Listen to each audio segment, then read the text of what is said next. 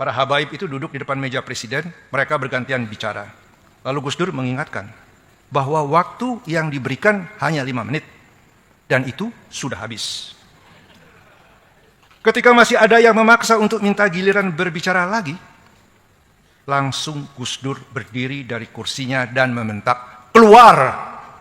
sambil menunjuk ke arah pintu.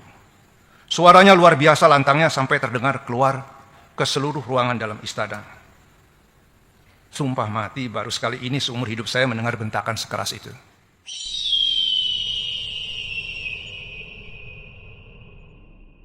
Assalamualaikum warahmatullahi wabarakatuh. Hadirin sekalian, mungkin Gus Dur akan menertawakan saya ketika saya mengucapkan salam ini. Mungkin dianggap apa, saya tidak tahu. Bukan saja karena itu keluar dari mulut orang seperti saya, salam itu. Tapi Gus Dur memang pernah suatu kali berpendapat bahwa boleh dipakai salam pengganti untuk Assalamualaikum warahmatullahi wabarakatuh yang menimbulkan kontroversi dalam masyarakat luas. Pro dan kontra cukup keras pada waktu itu. Selain itu juga Gus Dur berkata bahwa sebetulnya dalam suatu pertemuan dengan banyak pembicara, ini tafsir Gus Dur ya, saya hanya menyampaikan apa yang saya alami. Dan malam ini saya juga hanya akan bicara mengenai hal-hal yang secara fakta terjadi, tidak menambah tafsiran-tafsiran. Jadi Gus Dur pernah berkata dalam suatu pertemuan dengan banyak pembicara, sebenarnya cukup sekali saja pada pembukaan pertemuan oleh pembicara pertama diucapkan salam itu, katanya. Tidak usah berulang-ulang, setiap kali giliran pembicara berikutnya mengulangi lagi untuk hadirin yang sama. Bukan karena Gus Dur ingin bersikap berbeda atau jadi lain dari yang lain. Akan tetapi itu Gus Dur mencoba mengingatkan mengenai makna dan fungsi atau hakikat dari salam tersebut. Selain itu, mungkin maksudnya agar selain kita tidak perlu mengada-ada, juga agar lebih sederhana dan efisien saja. Baiklah, para hadirin yang saya hormati, mengingat, mengenang, dan dalam membicarakan kenangan pada seseorang yang sudah mendahului, maka tidak ada kecuali yang baik saja yang kita akan katakan. Ada bahasa Latinnya mengenai itu, tapi saya tidak tahu, mungkin ada ungkapan bahasa Arab yang sama. Jadi kita akan mengenang yang baik, yang bagus, dan menyenangkan dalam haul ke-10 Gus Dur ini. Gus Dur, sepanjang yang saya kenal, adalah pribadi yang luar biasa, jika tidak ingin dikatakan istimewa. Saya mengenal almarhum bukan saja karena pernah menjadi pembantu beliau ketika menjabat sebagai Presiden Republik Indonesia, atau karena pernah bersama-sama berada dalam gerakan masyarakat dan politik yang berusaha menegakkan demokrasi di zaman Soeharto, yaitu Forum Demokrasi pada tahun 90-an. Bukan cuma itu, kesempatan saya berkenalan dengan beliau. Saya sudah berkesempatan mengenal Mas Dur. Mas Dur, begitu dulu saya memanggil beliau. Sejak masa remaja tahun 50-an. Tadi Gus Solah sudah menceritakan bahwa kami bertetangga. Dari semula, keluar biasaan atau keistimewaan Gus Dur sudah bisa dirasakan, kalau bukan selalu kelihatan. Terutama kecerdasan, pengetahuan yang luas, yang meliputi hampir segala hal. Salah satu ukurannya ialah, ukuran untuk saya, boleh dikatakan tidak ada buku yang saya pernah baca atau ketahui yang belum pernah dibaca beliau. Hampir mengenai semua hal, buku sejarah, riwayat hidup, kesusastraan dunia, filsafat, sampai fiksi dan roman detektif, atau tentang film, apalagi mengenai olahraga. Semua lebih diketahui oleh Gus Dur, terutama mengenai agama, khususnya Islam, yang tentu tidak bisa dibandingkan dengan saya karena saya sendiri tidak tahu apa-apa mengenai hal itu. Memang usia Mas Dur lebih tua kira-kira 2-3 tahun dari saya. Yang diketahui beliau tidak dipamerkan. Tetapi apa yang kita ketahui juga telah diketahuinya, termasuk banyak yang belum kita tahu. Ini bukan cuma karena minatnya yang luas, tetapi juga berkat kekuatan daya ingatnya, kapasitas memorinya, yang mungkin jadi terlatih lebih baik berkat sistem pendidikan menghafal di pesantren. Tentu saja ini semua ditambah dengan tingkat kecerdasannya yang superior. Gus Dur dengan segala potensi yang dipunyainya berkembang menghasilkan pribadi intelektual yang diakui sampai dunia internasional. Hadirin yang saya hormati, bagaimana Gus Dur menunjukkan dan mengekspresikan keluar biasaannya itu tidak lepas menjadi hal-hal yang kadang-kadang kontroversial tentang sikap dan tindak tanduknya. Ruang ingatannya yang luar biasa itu banyak dipakainya untuk menghafal lelucon-lelucon yang ada dari seantero dunia, dari sepanjang masa. Dan setiap ada kesempatan, dengan senang ini diceritakannya kembali. Bahkan beliau pernah menuliskan dalam suatu bentuk kumpulan. Bukan saja membuat dia dianggap lucu, namun jenis lelucon, gurauan, banyolan atau plesetan yang dibawakannya itu juga menunjukkan kecerdasan pribadinya. Tentu saja ada yang kurang setuju dan kurang menghargai sikapnya yang penuh humor itu. Tapi memang Gus Dur seakan-akan tidak bisa menahan dirinya untuk tidak membuat dan mengeluarkan joke lelucon dalam keadaan apapun. Baik di lingkaran informal maupun di dalam pertemuan internasional tingkat tinggi misalnya. Mungkin karena persediaan lelucon dalam dirinya sudah terlalu banyak membludak, sehingga mau tidak mau mendesak untuk dilepaskan keluar.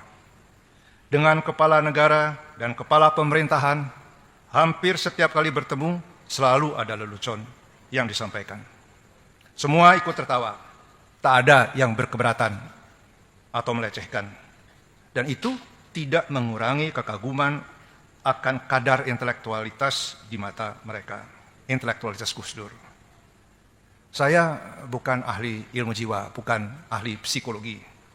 Tetapi mungkin juga dorongan untuk berkomunikasi melalui guyon dan lelucon ini adalah bagian dari Gus Dur untuk secara tidak sadar keluar dari formalitas yang kaku, yang barangkali dianggap mengungkung dirinya. Itu mengenai salah satu sisi dari Gus Dur. Tidak setiap kali Gus Dur bersikap dari sisi rasa humornya saja. Ada saat di mana beliau secara serius menyindir dengan tajam atau menghardik dengan amat keras. Keras bukan cuma isinya saja, tapi dengan suara yang amat kencang, menggelegar. Saya ingin beri 2 contoh peristiwa mengenai kedua hal itu. Yang pertama, menyindir dengan tajam. Kita semua masih ingat ketika masih di hari-hari pertama menjabat jadi presiden, di muka sidang paripurna DPR, Gus Dur dengan kesal menamakan DPR seperti taman kanak-kanak. Diucapkan langsung tanpa diselimuti dengan basa-basi. Semua kaget dan protes. Gus Dur tetap tenang, bergeming, tidak menarik kembali pernyataannya, apalagi meminta maaf. Peristiwa kedua, menghardik, ialah ketika menerima beberapa wakil Laskar Jihad, atau saya tidak tahu persis namanya Laskar Jihad, mungkin ada nama lainnya, semacam delegasi dari para habaib di kantornya di Istana Merdeka. Saya yang tidak mengerti gramatika bahasa Arab, saya tanya sama Gus Dur, habaib itu apa? Beliau ketawa sedikit, bilang, habaib itu jamaknya Habib. Apa benar apa enggak, saya tidak tahu. Saat itu saya mendampingi beliau. Semula Presiden Gus Dur menolak untuk menemui mereka yang berdemonstrasi di depan istana, memakai jubah dan sorban, lengkap dengan menyandang pedang dan kelewang. Karena mereka berkeras tidak mau bubar sebelum diterima presiden, atas bujukan beberapa pejabat, antara lain sekretaris militer dan sekretaris pengendalian pemerintahan, Gus Dur mau menerima. Tapi dia membatasi, hanya untuk 5 menit, begitu permintaan Gus Dur. Setelah diterima, para habaib itu duduk di depan meja presiden, mereka bergantian bicara. Lalu Gus Dur mengingatkan bahwa waktu yang diberikan hanya 5 menit. dan itu sudah habis. Ketika masih ada yang memaksa untuk minta giliran berbicara lagi, langsung Gus Dur berdiri dari kursinya dan membentak, "Keluar!" sambil menunjuk ke arah pintu. Suaranya luar biasa lantangnya sampai terdengar keluar ke seluruh ruangan dalam istana. Sumpah mati, baru sekali ini seumur hidup saya mendengar bentakan sekeras itu. Yang lucu dari peristiwa ini ialah, karena penglihatan Gus Dur sudah tidak berfungsi, maka arah telunjuknya bukan ke pintu keluar, tetapi ke pintu samping dari ruangan kantornya. Saudara-saudara, bagi saya episode itu menunjukkan bahwa Gus Dur punya penilaian sendiri. Paling tidak dia tidak terpengaruh oleh pakaian luar, sorban, jubah, kelewang, pedang, habaib. Saya bertanya pada Gus Dur, Anda tidak terlalu keras itu sama mereka? Dia memanggil saya dengan nama kecil saya. Enggak lah, orang-orang seperti itu cuma bisa mengerti bahasa yang seperti tadi. Jadi dia bilang, dia sebut nama etnis orang-orang seperti saya, tidak sebut kembali, hanya bisa mengerti seperti itu. Jadi dia mau mengatakan, dia mau gertak saya gertak lebih keras. Sebagai pemimpin organisasi Islam besar NU, yang kadang-kadang masih dikelilingi banyak orang yang punya rasa identitas agama yang kuat, atau pandangan terbatas, bahkan mungkin kadang-kadang masih mengandung prasangka terhadap golongan lain, Gus Dur ternyata punya toleransi yang besar. Yang pada dasarnya bukan cuma toleransi karena kemurahan hati, bukan. Tetapi sifatnya lebih mendasar, yaitu karena pengakuan dan penghargaan atas hak asasi setiap warga yang sama bagi setiap orang. Karena itu, beliau berpegang pada keharusan untuk menegakkan prinsip anti-diskriminasi, juga anti-sektarianisme seperti yang diwujudkan dalam membentuk dan memimpin forum demokrasi. Ini ada satu cerita mengenai toleransi, mengenai Gus Dur dan kepemimpinan beliau. Beberapa saat setelah memegang jabatan presiden, Gus Dur menerima keluhan dan permintaan dari teman-temannya dari golongan minoritas keturunan Cina agar diperbolehkan merayakan Hari Raya Imlek yang sejak Orde Baru berdiri dilarang pemerintah untuk diperingati.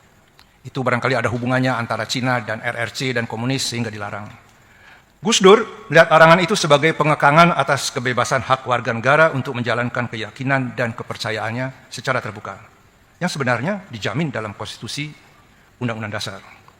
Lalu Gus Dur memanggil saya, menanyakan apa yang bisa dilakukan. Karena larangan itu dulu dibuat melalui sebuah peraturan perundang-undangan.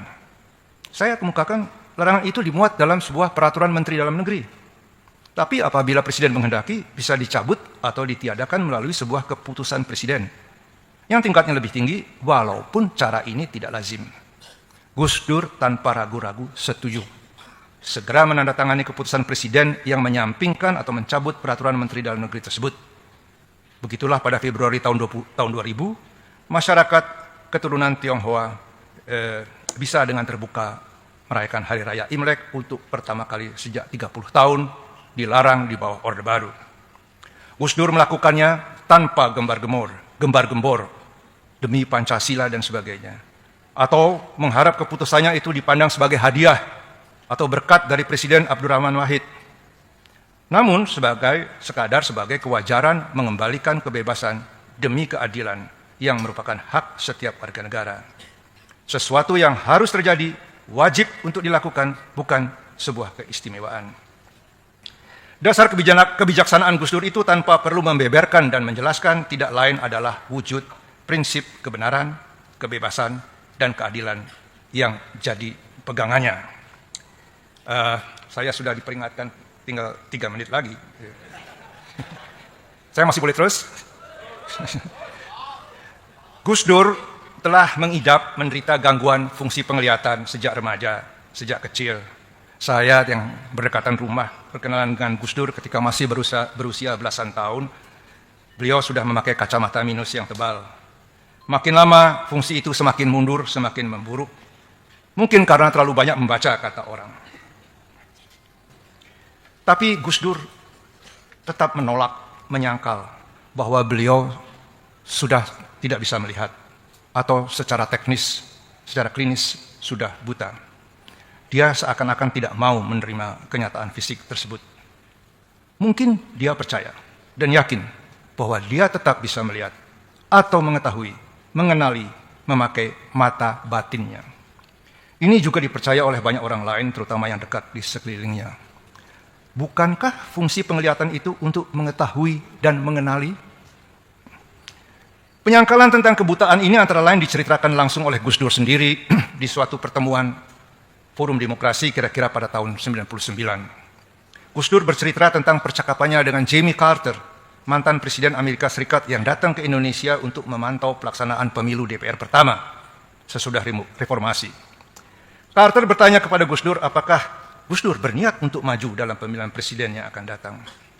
Gus Dur menjawab, mungkin sekali, karena dianjurkan atau didesak oleh sejumlah kiai sepuh.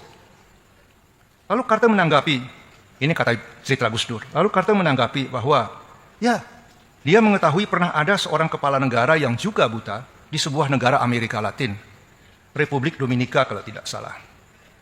Reaksi Gus Dur mendengar apa ucapan Carter itu, wah, rupanya Carter menganggap saya juga buta. Jadi beliau sebetulnya menyangkal. Dengan cerita Carter itu, Gus Dur di depan pertemuan dengan kawan-kawannya di Forum Demokrasi, saat itu ingin membantah atau menyangkal kesimpulan Carter bahwa dia sudah buta. Gus Dur menyangkal, tanpa mengucapkan sendiri kata-kata, saya tidak buta. Jadi karena tidak mengatakan sendiri, berarti Gus Dur tidak berbohong. Semua yang hadir terdiam hanya saling berpandangan, karena sebelumnya menyaksikan Gus Dur harus dituntun ketika masuk ruangan sebelumnya. Masih dalam pertemuan yang sama, Gus Dur menyampaikan bahwa para kiai sepuh, atau kiai khos katanya, yang berkumpul beberapa waktu sebelumnya, mengatakan bahwa mereka mendengar suara dari langit yang mengatakan bahwa Gus Dur akan menjadi pemimpin puncak di Indonesia sebagai nomor 1, yang artinya presiden dalam waktu dekat. Setidak-tidaknya akan menjadi ketua MPR. Semua kita terdiam, tidak ada yang berani berkomentar.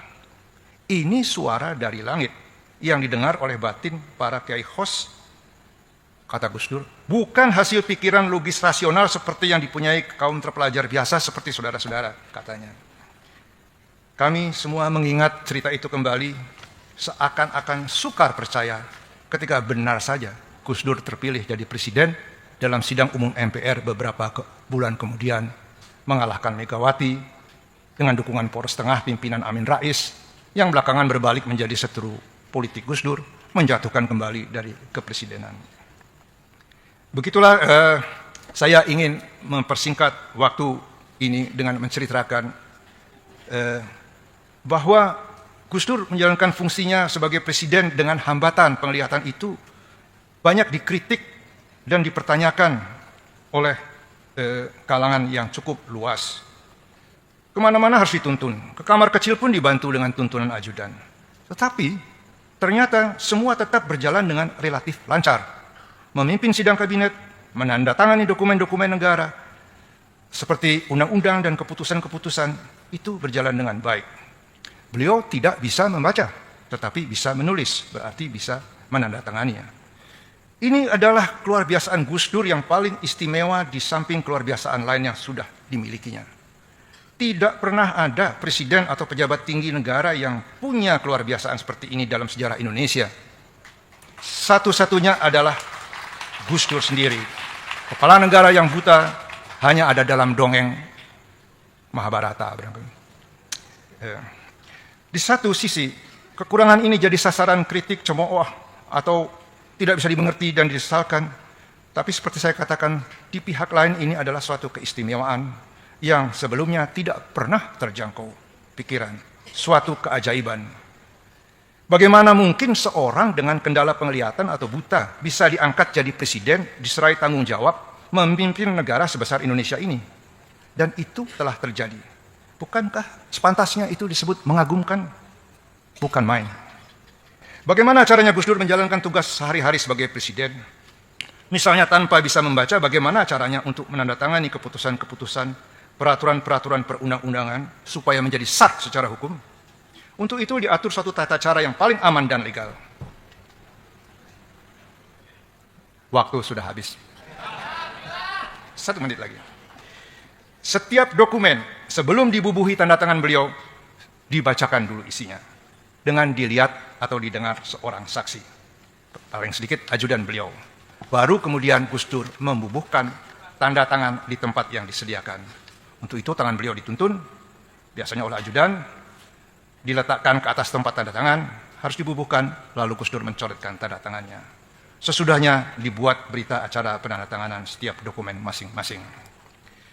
Jadi itulah cara yang paling benar yang bisa dijalankan secara bertanggung jawab dengan presiden yang mempunyai kendala seperti itu. Akhirul kata sebagai penutup, pada suatu waktu Gus Dur berkata, andaikan nanti ada pemilihan presiden secara langsung oleh rakyat, maka dia yakin akan bisa menang. Ketika Gus Dur mengatakan itu, konstitusi belum mengalami perubahan amandemen yang menentukan bahwa presiden dan wakil presiden dipilih langsung oleh rakyat. Namun setelah perubahan atau amandemen mengenai pemilihan presiden langsung itu ada, Gus Dur sayang tidak bisa ikut sebagai calon karena tidak memenuhi syarat kecakapan jasmani, yaitu kendala penglihatan. Sekianlah, Assalamualaikum warahmatullahi wabarakatuh.